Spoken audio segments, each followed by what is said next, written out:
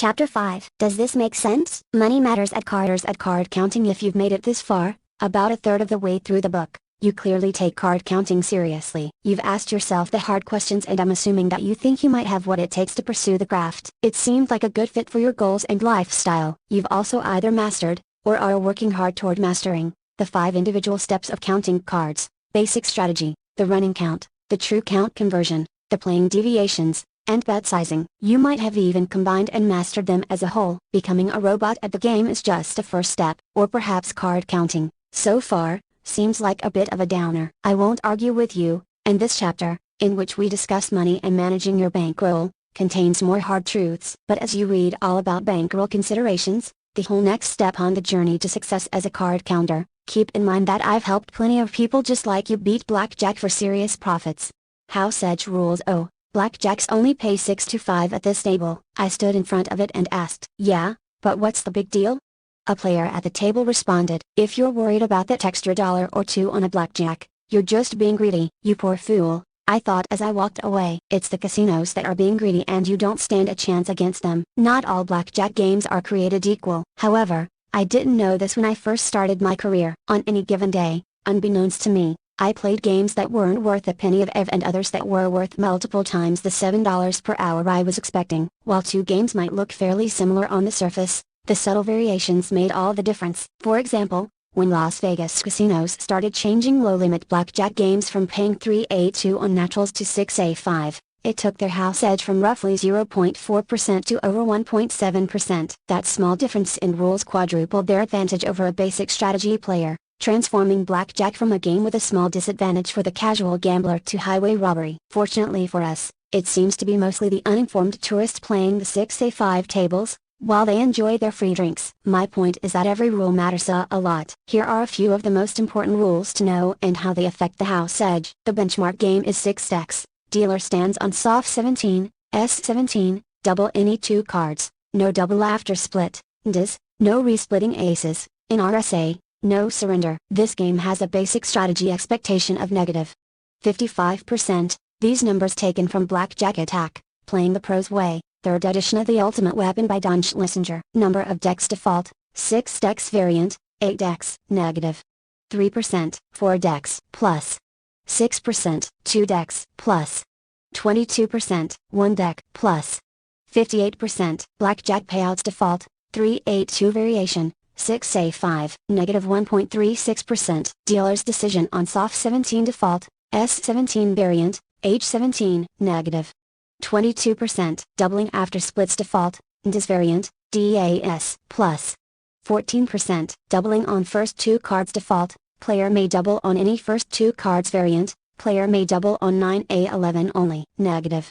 9%. Player may double on 10 and 11 only, negative 17%. Ace splits default, in RSA variant, RSA, plus 7%. Late surrender default, player may not surrender variant, player may surrender, plus 7%. While you don't need to memorize these differences in house edge, you do need to be aware of how rules impact you at the tables. To see how any particular combination of rules is reflected in the casino's advantage, you can use the free Blackjack House Edge Calculator, blackjackapprenticeship.com/blackjackcalculator/ Deck Penetration. Roman Casino in Renton, WA, was one of my preferred casinos in my early days. It offered RSA, resplit aces, and late surrender at its 6-deck game, making it the game with the most liberal rules in the state. However, I wasn't the only card counter aware of Roman's favorable rules. On a Friday afternoon, there might be 2 other card counters sitting at that table with me, all trying to exploit the low house edge. Then I got betting software. During one of our team's weeks off after closing a bankroll,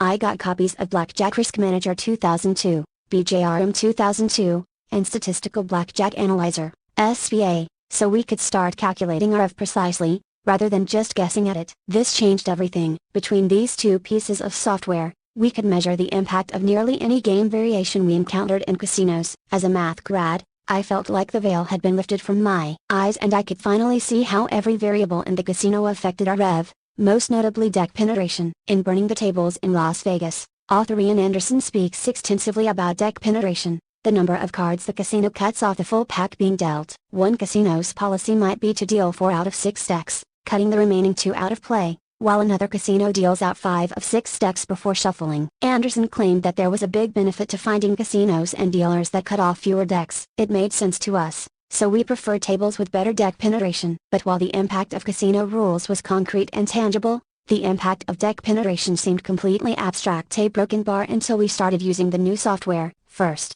I compared the EV of Roman Casino with Skyway Park Bowl and Casino, a tiny bowling gully casino right next door. While Skyway Park didn't offer surrender or resplitting aces, it did hit soft 17 and allow double after splits. Plus, the dealers typically dealt 4.9 of 6 decks, cutting off only 1.1 decks before shuffling for an expected value of $49 per hour. Roman Casino, on the other hand, typically dealt 4 of 6 decks, shuffling with 2 full decks remaining, for a NEV of $37 per hour. I couldn't believe my eyes. Skyway Park Bowl was actually worth 32% more than Roman Casino with worse rules. Ian Anderson was really on to something. While most card counters flocked to the best rules or the few double-deck games they could find, we learned to value how important deck penetration is to a card counter, making that one of our top priorities. The bottom line is that every small rule variant affects your REV. The shrewd card counter knows this and uses it to maximize EV, minimize risk, and shorten how many hours it will take to get to the long run. But it takes more than beatable rules and deck penetration to beat the casino. It also takes a winning bet spread. Thoughts on betting? You may have perfect skills,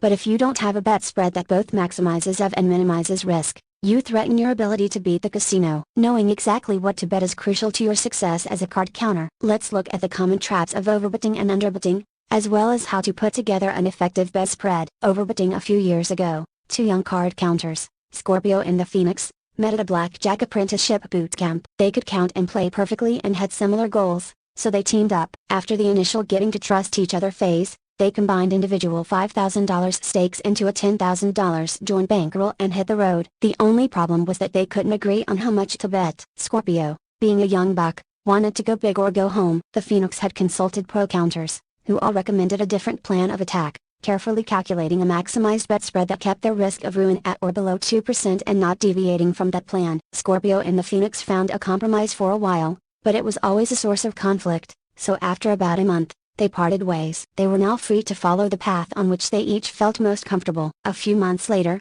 Scorpio had turned his $5,000 into $50,000. He was going big. Eventually, however, he hit the losing streak. Unwilling to lower his potential EV, he continued to bet aggressively. Within the space of a month, he lost everything. The Phoenix, however, carefully calculated his bet size before heading to the casinos. He also made sure never to play with a more than 2% risk of ruin, even when it meant lower EV in the short term. He played it slow and steady, maximizing his EV, but never overbetting. 2 years later, his profits were well over $300,000. Card counters overbet for 2 reasons. The first is they overestimate their edge. Put yourself in the following scenario and ask yourself what you would do. You've been sitting at the table for hours, slowly losing money while waiting for good betting situations. Finally, you've got a monster count going and it just keeps climbing higher and higher. As you approach the end of the shoe, the count has jumped up to a true 10, so you put your remaining stack of chips in the betting circle. It's a true 10. Surely you'll win. A card counter's advantage goes up by roughly 0.5% per true count and you gain the advantage over the casino around a true 1. So at a true 10,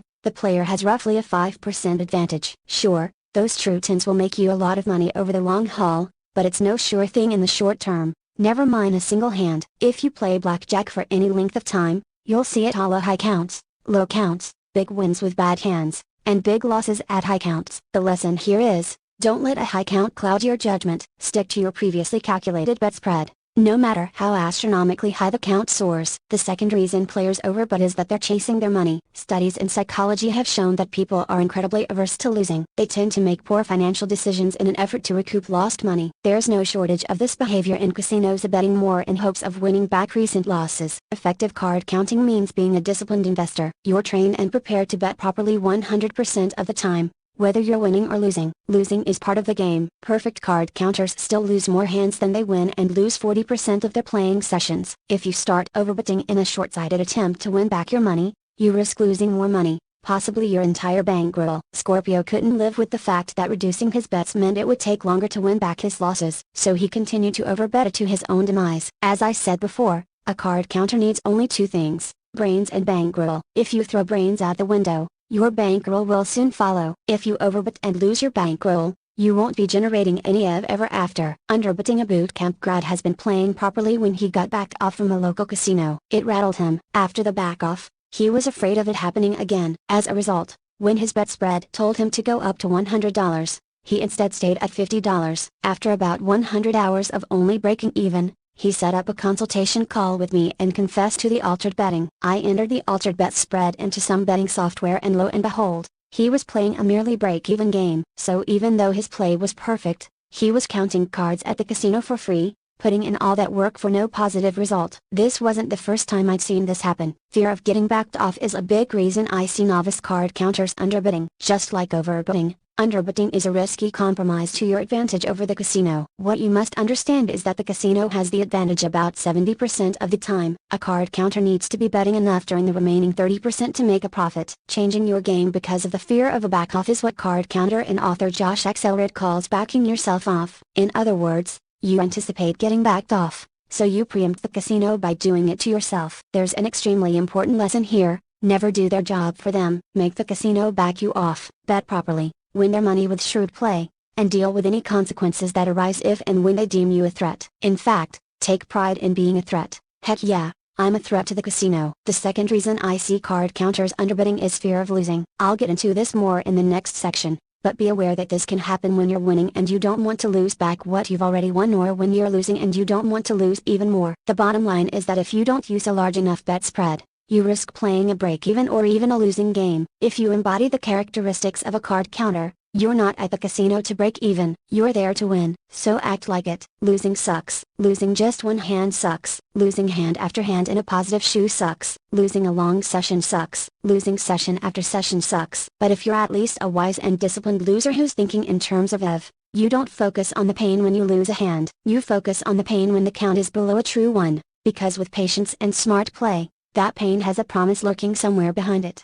Be like Tommy. Tommy Highland is my card counting hero. He's humble, driven by his values, generous, and has crushed casinos consistently for 6 figures every year for 4 decades. If you want to be successful as a card counter, I can't think of a better person to emulate. We've been fortunate enough to have Tommy as a guest speaker at our blackjack boot camps, and he's always willing to share tips and offer advice. One consistent piece of advice is for counters to be aggressive in the way they play, meaning to bet small when the casino has the advantage and bet as large as your bankroll dictates during the positive counts. This aggressive approach is what I've always used, as have most major blackjack teams. As Tommy puts it, get the casino's money first. Implied in that is, worry about the consequences second, if they even happen. By using aggressive and dynamic bet spreads, you keep risk low and EV high. If you want to take the casino's money, this is the default way to do it. Determining your bet spread. When I first started playing, I used Microsoft Excel to create a bet spread based on the Kelly criterion. Kelly, for short, is a formula for determining how much to bet when the odds are in your favor by risking a set fraction of the bankroll. I didn't account for particular rules,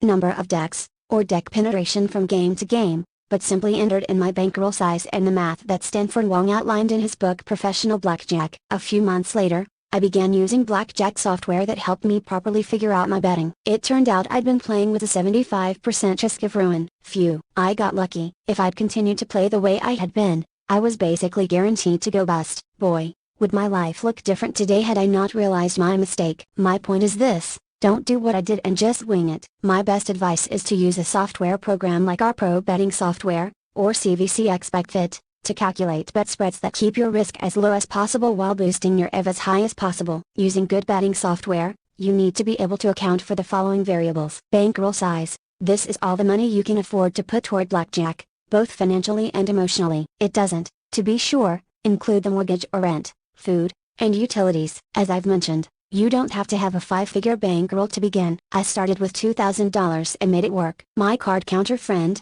Yoshi, turned $3,000 into more than $1 million in the past 2 years through patience and a lot of hard work. And I've known people who launched their card counting careers with even less. However, the reality is that the more you can afford to put toward a bankroll, the lower your risk will be. Game conditions. It's important to at least account for the number of decks, along with major rule differences like H17 and S17. As a hobbyist card counter, you really don't need to overcomplicate things. Find a bet spread that fits your bankroll, risk tolerance, and goals. Then get out there and play. If you're doing this professionally, however, you'll want to account for as many variables as possible. Every penny and risk of ruin percentage point matter to you. Risk of ruin. This is the chance, expressed as a percentage, that you'll go completely bust. The simplest way of thinking about it is to envision a multi-sided die. If you're playing with 25% risk of ruin, that's like throwing a 4-sided pyramid-shaped die. Landing on one side means you lose your entire bankroll. The other 3 sides mean you're spared losing your entire bankroll. Expected value.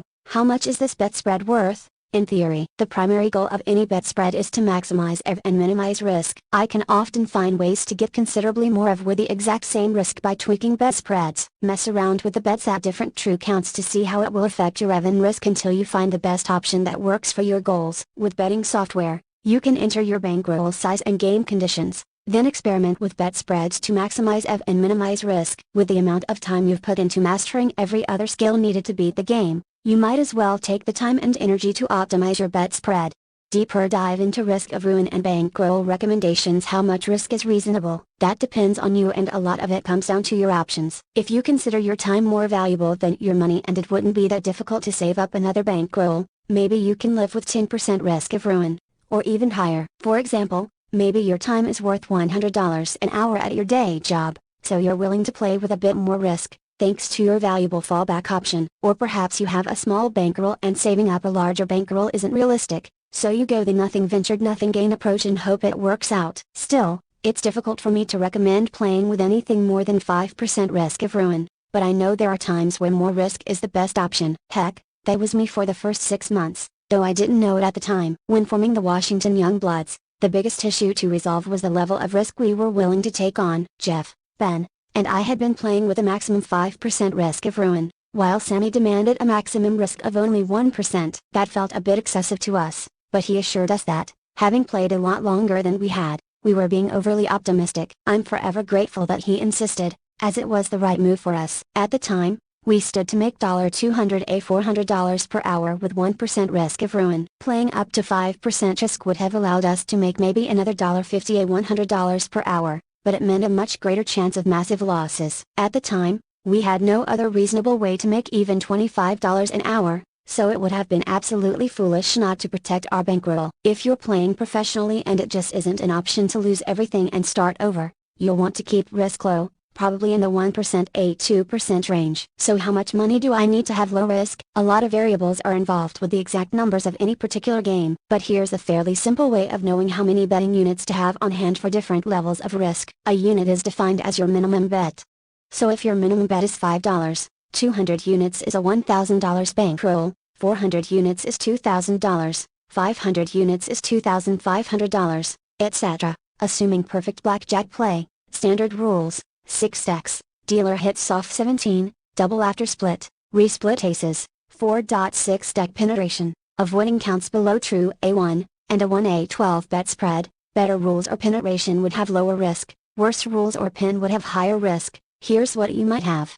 200 units equals approximately 40% risk of ruin. That means that 4 out of 10 card counters who play this way will be kissing their bankrolls goodbye. The other 6 out of 10 card counters will hit some positive variance and never look back. But you could easily be one of the tragic 4. 400 units equals approximately 20% risk of ruin. Those of us who've played blackjack professionally would never want to run at even this high level for long, as you wouldn't want to wipe out your capital once out of every 5 bankrolls. But I started higher than this. So again, you can decide if 20% is appropriate relative to your other options. 500 units equals approximately 10% risk of ruin. Still high for long-term play, but 9 out of 10 card counters will be okay if they start with 500 units. Of course, once you've been winning, you wouldn't keep increasing your bets to stay at 10% risk. This assumes you would keep the same betting pattern while winning, so that over time, your risk would decrease. 1,000 units equals approximately 1% risk of ruin. Once we were living off of blackjack, I preferred 1% or lower. With $2,000, I had little to lose, but when card counting became a full-time job making me more than $200 an hour, I didn't want to go back to waiting tables or substitute teaching. The positive side of the ledger. I know how many units I need to keep from going bust, but what kind of money can I expect to make? Just like risk, your EV is a combination of your bankroll size, bet spread, and the conditions of the game you play. Below are a few numbers that will help you grasp what to expect. Again, these assume you're playing 100% perfect blackjack with standard rules and a 1A12 unit bet spread. Worse rules, more decks, and poorer penetration will hurt EV and increase risk. Better rules, fewer decks, and deeper penetration will increase of and lower risk. $1,000 bankroll, $5 betting unit A approximately $8 per hour. At 40% risk of ruin, which is really high. However, if saving another $1,000 seems reasonable, should you lose the first, you could go for it. In this scenario, you can improve your situation further by back counting a table, standing nearby, counting the cards, and jumping in and at a true 2 and above, known in the trade as wonging in. $5,000 bankroll using the same 1-8-12 bet spread, you generate the same $8 per hour, but with only a 1% risk of ruin. Or if you're willing to go up to a 10% risk of ruin, you could generate closer to $17 per hour with a $10 betting unit. That's a 90% chance of not tapping out and an expectation of doubling your investment in just over 300 hours, at which point error drops to 1%. Are you starting to see how well card counting scales? $10,000 bankroll, you could stay there and keep risk low at $17 per hour. But if you're still comfortable with 10% error, you can get your into the $34 per hour range using our 1-8-12 bet spread with a $20 unit. That means you're expected to double your bankroll again in about 300 hours of play, at which point, your error drops again to 1% at the $34 per hour bet spread. Or a broken bar $20,000 bankroll. Personally, at this point I would keep risk at 1% and be content at $34 per hour. However, if you chose to play at a 5% risk of ruin game, you could expect to generate $51 per hour in EV with a $25 betting unit. Still not enough? A 10% risk of ruin with a larger bet spread, 1-8-24, gives you a game worth over $75 per hour. $50,000 bankroll, $50 betting unit A. Now you're starting to get into the pro level, with our 1-8-12 spread yielding $100 per hour. With a 2% risk of ruin. Too much risk? With a few adjustments to the bet spread, you can expect $80 per hour. And a 5% error, yep. That's a 1-200 chance of going broke. $100,000 bankroll, $100 betting unit A. $170 per hour. EV 1% risk of ruin with the mediocre rules. But one of the nice things about getting into higher limits is that you can play some of the better rules that are typically at the high limit tables. Based off the common higher limit rules all over the Las Vegas Strip: 6 stacks, dealer stands on soft 17, double after split, late surrender, resplit aces, 4.5 deck penetration. You can generate $335 per hour. EV with 2% risk of ruin on a 1-8 bet spread, $200 betting unit. Not a bad investment. By now, you should be getting the idea. The more you have to play with, the more of you can generate and the lower your risk. Does that mean you need to save up $20,000, $50,000, or $100,000 to get started? Not at all. All you need are a perfect game and a willingness to scale your business as it grows. Resizing bets: you can always resize your betting if you take a significant hit. Most pros I know decrease their bets if their bankroll takes a 20% or larger loss. That way, they can scale their risk as they're losing. The painful part about downsizing your bets, Rita and I've been theory, is that you need to win more units to get back to even. For example, if your betting unit is $100 and you lose $5,000, you just lost 50 units. If you then need to downsize to a $50 betting unit, you need to win 100 units, twice as much, to get back to even. However, you can't let the psychological frustration get to you. If you fail to downsize your betting, your risk of ruin will be much higher. Take your lumps, decrease your bets, and live to fight another day. Of course, you'll increase your betting when your bankroll grows substantially. But don't hurry. If you increase it too soon, you might be setting yourself up for manic swings. So my advice is to wait until at least a 25% increase in EV and R 100 hours of play before resizing your bet spreads. It's completely up to you, but I recommend waiting for a significant change in bankroll size, hours, or both before increasing your bets. Replenishable bankrolls: what if I have a good job and can add more money to my bankroll each month? That's awesome. We call this a replenishable bankroll. With a replenishable bankroll, you might opt to play with more risk than you would otherwise. Consider this scenario. You currently have $10,000 to play with, but thanks to your day job salary, each month you can add another $3,000 to your bankroll, as needed. You've mastered card counting, passed your test out evaluation, and are ready to start playing 25 hours a month effective immediately. In this scenario, I'd recommend calculating bet spreads based on a $20,000 bankroll. Even if you only have $10,000 available at the moment, you're sitting at only a 1% chance of losing that initial $10,000 in the first 75 hours. Handling winning and losing: you're never as good as you think you are when you win, or as bad as you think you are when you lose. Blackjack and tournament expert: I looked over my shoulder a first time, then a second. One hand was fumbling for my car keys, The other hand was inside my pocket, still clutching the wad of cash. I looked around the parking lot to see who might be hiding to jump me, and I practically sprinted to my car. Oh my gosh, did that just happen? I can't believe I just won $1,000. I remember my first $1,000 win like it was yesterday. I had the thrill that was surreal, the excitement that I got away with it, the certainty that everyone was watching me. While the thrills and fears eventually diminished, I had to play out plenty of mental games after winning. Winning can be far more dangerous to a card counter than losing. It can make a player overconfident, sort of like how I was when I first started a broken bar young novice: 23 years old. Man, this card counting thing is easy. I just made $1,000 in 30 minutes. If I do that just 5 days a week, I'll make 5 large every week. Older wiser: 38 years old. You just won $1,000 in 30 minutes? That's nice, but how much EV was that? Young, I generated $50 of EV, but I won $1,000. Old,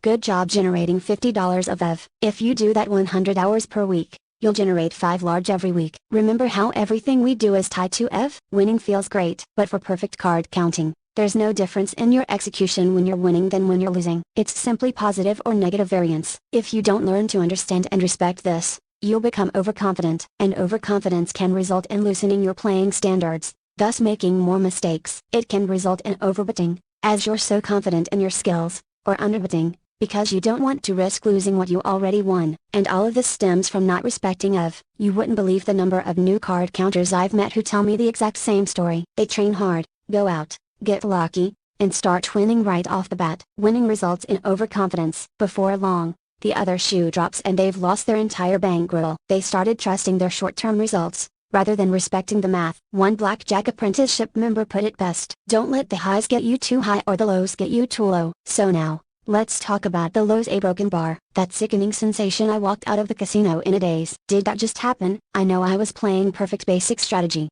placing the right bets, avoiding negative counts, and deviating at just the right times. But I just got destroyed. I'd intended to play for at least 5 hours. But now I found myself walking out of the casino with my tail between my legs and my pockets empty after only 3 hours. I couldn't believe I ran out of money. I always brought enough of my bankroll so that I never ran out of money. If only I'd taken the day off. If only I'd played a different table. If only I'd retired from card counting yesterday. If only, if only, if only. Every professional blackjack player has been right where I was, probably more than a few times. Yes, card counting is a mathematical system that works. This is both the blessing and the curse of it. It works according to math, which involves both peaks and valleys. You're guaranteed to win over the long haul if you're doing everything properly, but you are also guaranteed to sustain plenty of losses along the way. In poker, your edge is dependent on being better than your competition. This means you have no guarantee that you're playing a winning game on any given day. You have to second guess every decision you make in poker, which I find exhausting. However,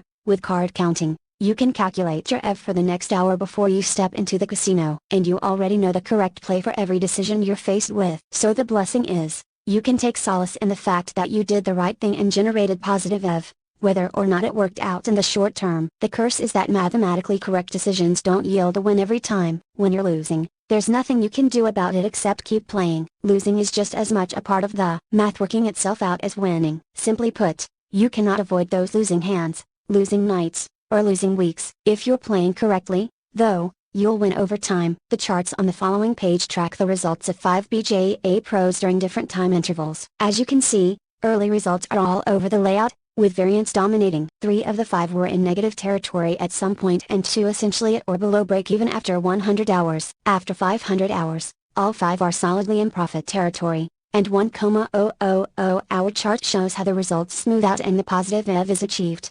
Here are the steps you can and must take when you're losing. Don't let the lows get you too low. It's real easy, it might even be human nature, to tie your identity and self-worth to your performance. When you're winning, you feel like a god. When you're losing, you feel worthless and ashamed, and embarrassed for anyone to know your results. All veteran card counters have been there. As for me, as much as I know and trust the math, I don't like to tell people that I've had multiple 100+ hour losing streaks. I want people to think I'm the man. Everyone does. Don't fall into this trap. If your game is perfect, you have no reason to hang your head. You're not unlucky. Also, don't focus on the if-onlys. Be glad that you were able to generate EV and get a step closer to the long run. Remember, your entire career is one long blackjack session that simply changes dates and locations. This losing streak is merely something you need to play through. A card counter when he's winning, a card counter when he's losing. Do evaluate your game. While we don't want to beat ourselves up for losing, It's never a mistake to evaluate your game. Heck, you should do this when you're winning, too. As I mentioned previously,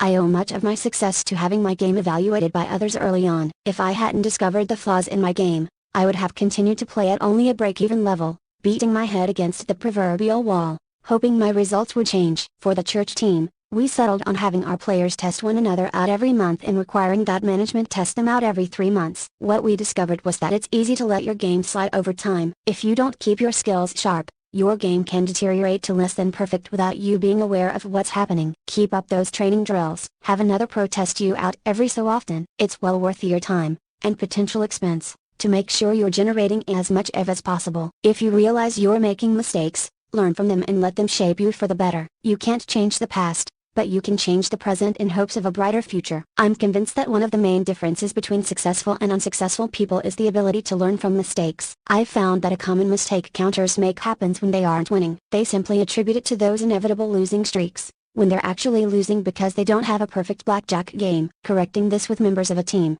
and/or members of blackjack apprenticeship, and/or many independent pros I've known has been the difference between winning and losing careers. But again, the emphasis is on focusing on what you can control and not stressing about what you can't. You can improve your game. You can't avoid losing at times, even though you played perfectly. The most overlooked way to increase as a card counter. I was enjoying a typical session one day at my favorite local tribal casino. I was in the non-smoking area, because it was generally less crowded and I could often get a table to myself. I happened to be playing with a particularly fast dealer. She dealt like lightning and, being that I was at the top of my game, I played as fast as she dealt, spreading my bets from one spot of $25 to two spots of $500. A short middle-aged man was standing off to the side watching. I ignored him, thinking he was just enjoying seeing someone win and lose thousands of dollars every few minutes. When the shoe finally ended, he stepped up to me and said, under his breath, "You're playing over 300 rounds per hour." I muttered something like, a broken bar, okay. He said, "I'm a card counter from San Diego. I was scouting out this casino and noticed that you were counting and how fast you played, so I clocked you for a shoe. You were playing more than 300 hands per hour. That's impressive." I'd never really thought about it much,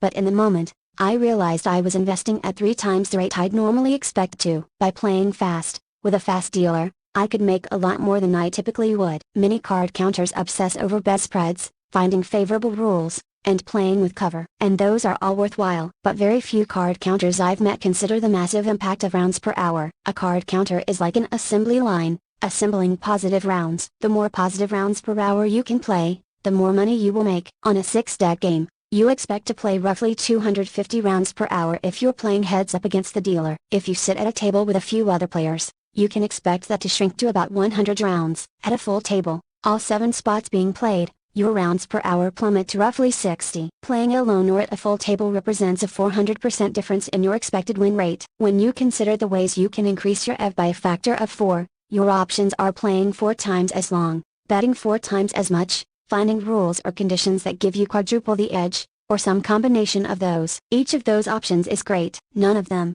however, is as easy as simply playing more rounds per hour. It doesn't demand a bigger bankroll or more travel. It can be done with any set of rules or number of decks. It doesn't require learning more deviations or more complicated count, and it doesn't result in more heat from the casino. There have been times when playing faster has resulted in less heat. Joe, whose interview you read at the end of chapter 3, recently told me about a casino he discovered at which he was playing 12 hours a day. At one point, they had suspicions that he might be a card counter. As a countermeasure, they sent in their fastest dealer. Apparently, this guy was really fast. He'd been a dealer for a long time and his hand-eye coordination was off the charts. Being the seasoned pro that Joe was, he didn't skip a beat. He matched the speed of the turbo dealer hand for hand. In the middle of it, he overheard one pit boss mutter, "Playing that fast? There's no way he's a card counter." Joe even said to the pit boss, "Let's see how fast we can play." They turned it into a game. The pit boss counted how many rounds he played in 10 minutes and clocked it at a pace that translated to 600 rounds per hour. Even if the boss count was off and it was only something like 400 or 500,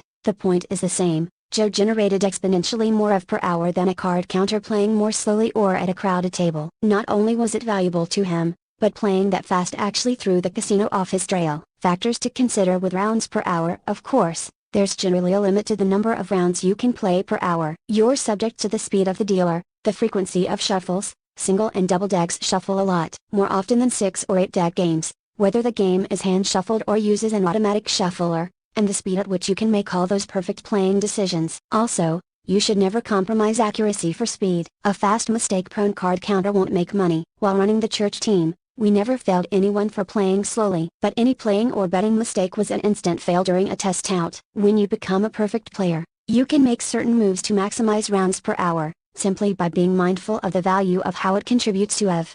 Rounds per hour in the field. Many card counters flock to double deck games, which generally offer higher EV, lower risk, and a lower N0. A mathy way of saying how many hands you need to play to overcome the swings of the game and get to the long run. The lower the N0, the faster you're guaranteed to have the math all work out and approach EV. In general, most card counters assume 100 rounds an hour at the blackjack tables, and I think that's fine. Let's say you walk into a casino with a double deck game worth $200/hour at 100 rounds, hour with an N0 of 10,000 hands, or a 6-deck game worth $100/hour at 100 rounds, hour with an N0 of 25,000 hands. The $25 double deck game has 2 players at it, while the $25 6-deck table is empty. You'll likely play 70 rounds, hour at the double deck game, making it worth $140/hour, and N0 will take 143 hours. If you can play the 6-deck game at 250 rounds, hour, it's actually worth $250/hour, and N0 will take 100 hours. When simply considering EV and getting to the long run,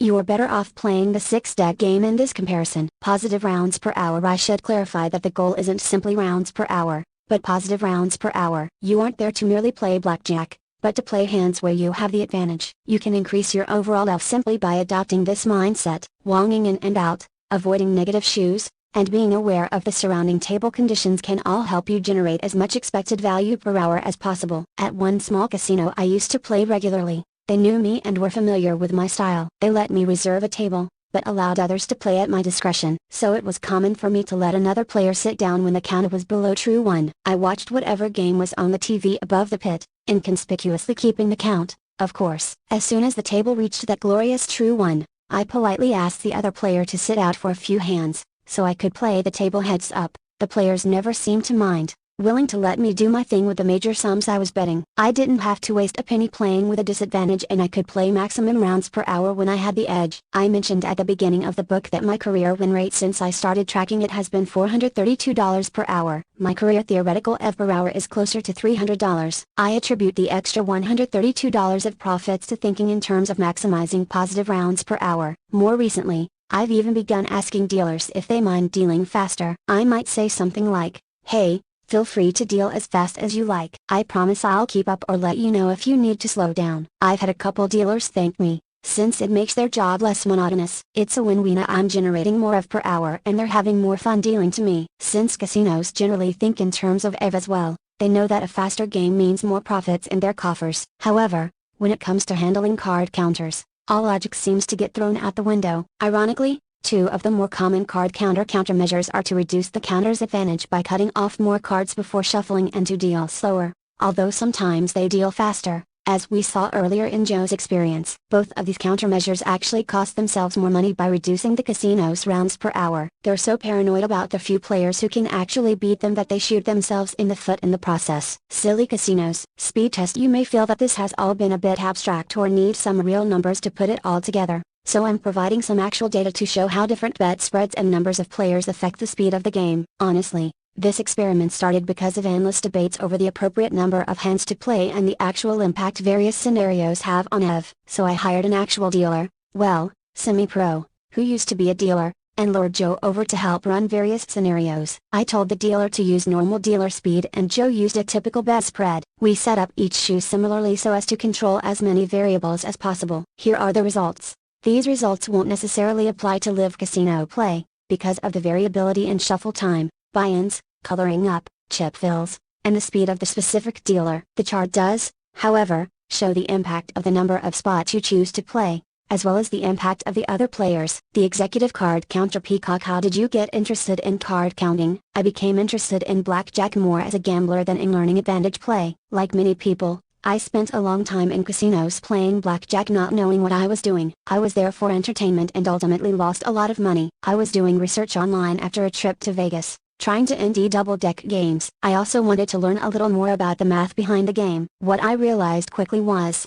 Wow, there's really no way to beat this game by just gambling. You have to learn the proper way to approach it. So I was looking for Double Deck Advanced Plays online and I may have mistyped it. It came to, did you mean Advantage Plays? That was when I stumbled onto Blackjack Apprenticeship. I liked what I saw, started to do a little research, and ultimately signed up for a membership. Colin and I had a phone call and here we are. 4 years later, I'm a multi-bootcamp attendee and now part of the community. I'm really happy I did it, because since then, I've gone from losing quite a bit of money to becoming a winning player. What is your day job? I'm the president of a private equity company. I've spent most of my career in large corporations. I'm currently in a mid-sized company, but it certainly keeps me busy. With a great career and income, what attracted you to beating casinos at blackjack? The hobby of playing blackjack and gambling led me to Blackjack Apprenticeship. But ultimately, I got to the point of being disappointed in the way casinos take advantage of people, and then it wasn't really about making money, but more about beating the house and turning the math against a casino. I also really enjoy the challenge of working as a group and being part of the community. I never planned to make a living or turn it into a full-time job. I did end up on a small team,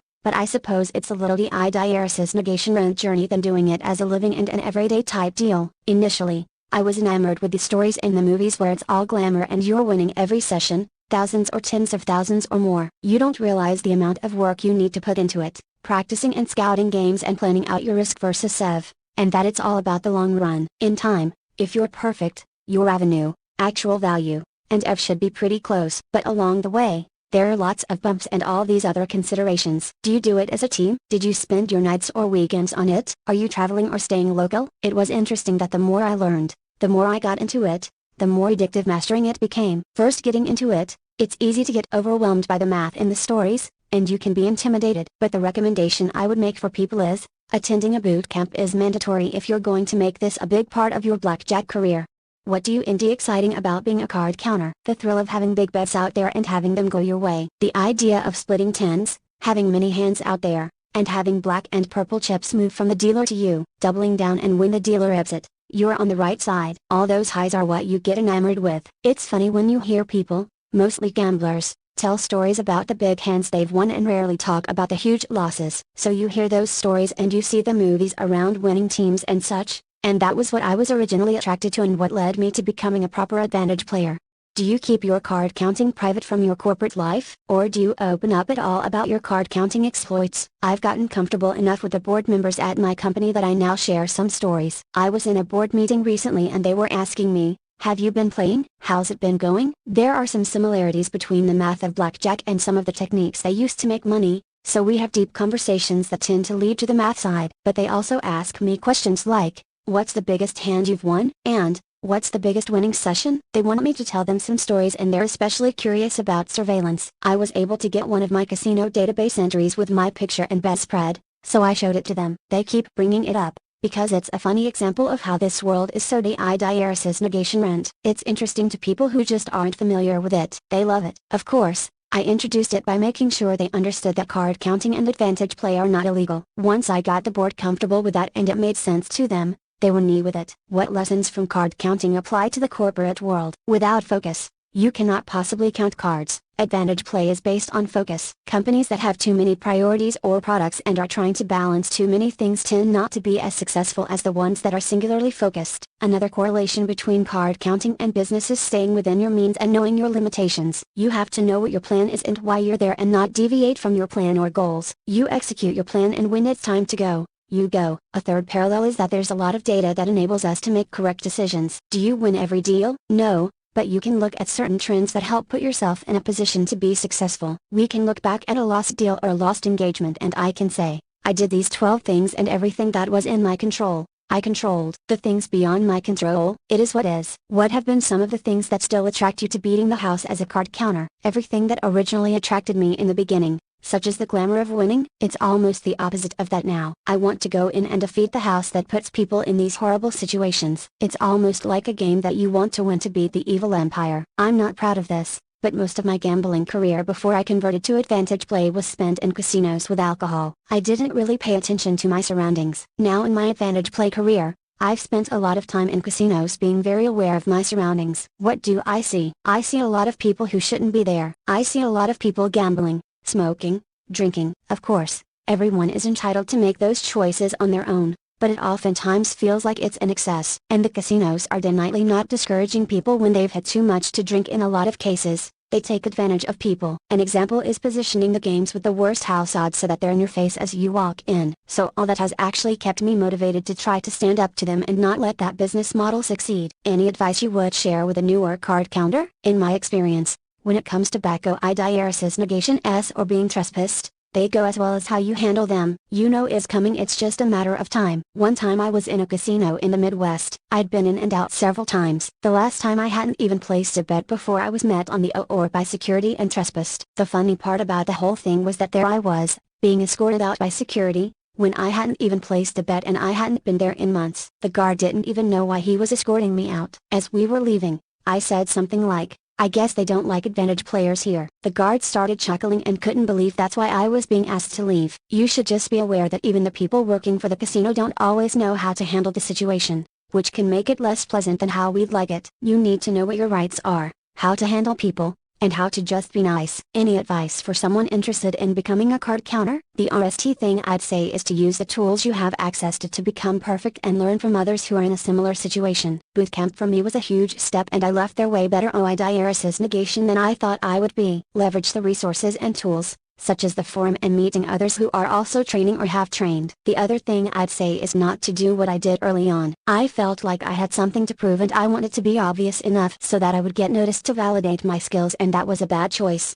You should also do your research on the issue of taxes. Keep track of all your sessions accurately. Keep your risk of ruin low. Really take the time to practice, then stick to your game plan.